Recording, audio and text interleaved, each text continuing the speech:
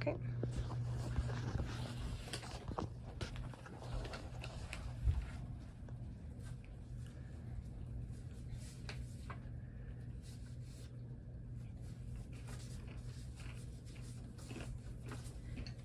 Imagine for a second that you're at a family reunion or something of the sort. You got a new tattoo recently and you're really happy with it. You spent a lot of time and spent a lot of money on it. So naturally, you're showing it off. Your aunt, who doesn't really like tattoos, decides to berate you in front of everybody, saying that you shouldn't have that tattoo, and even if you do need it for whatever reason, you shouldn't be showing it off. Everybody immediately jumps in, agreeing with her, saying that despite all the money and time you've already spent on getting this tattoo, which you're really happy with, that you need to get rid of it, or at least cover it up. Well, this analogy can be applied to censorship, more importantly, censorship of the arts. Now, I've been posting art online since I was very young, and have been viewing art online for a similar amount of time.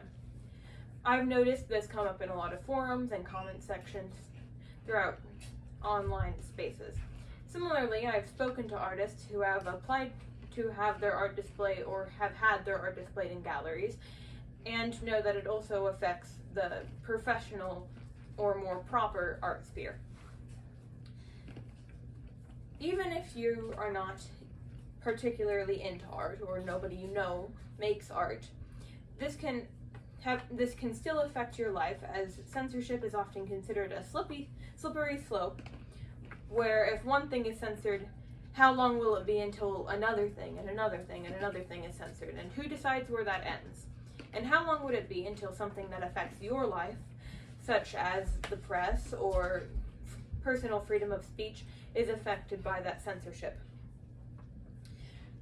There are several different ways in which censorship is, and why there are several different factors that make censorship very difficult to determine or incorrect, such as art's purpose in prompting discussion, coming up with new ideas, and expressing emotions.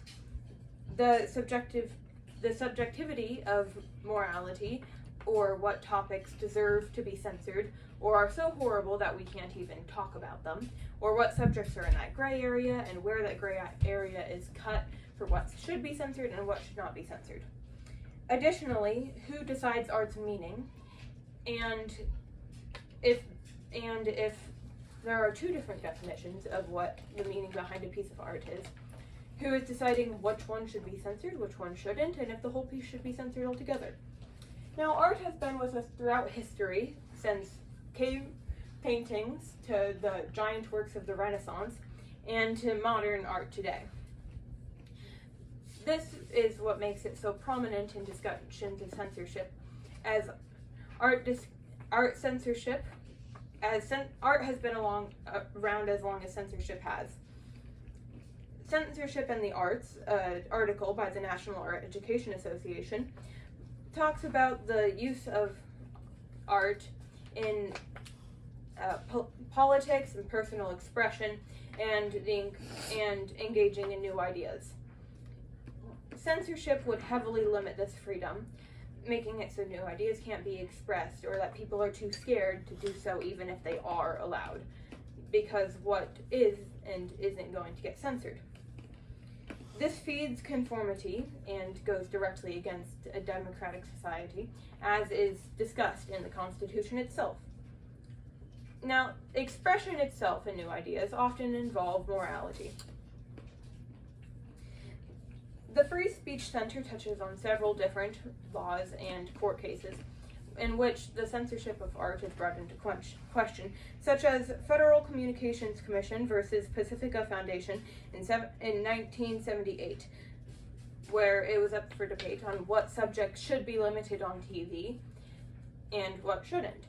The court decided that certain improper subjects can only be displayed during times where children may not be allowed to see them, such as during sleep or during school, whereas other subjects need to just not be allowed on TV. Now, this brings into consideration what can and cannot be censored, and if they could really fully remove that from the TV under the Constitution, which they decided they could not. The National Art Education Association also references the subjectivity of morals and free choice.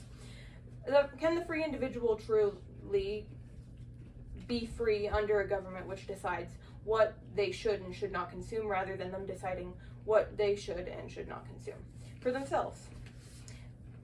More importantly, a TED Talk spoke about the importance of meaning and art. If these morals should be censored, who gets to decide what piece has a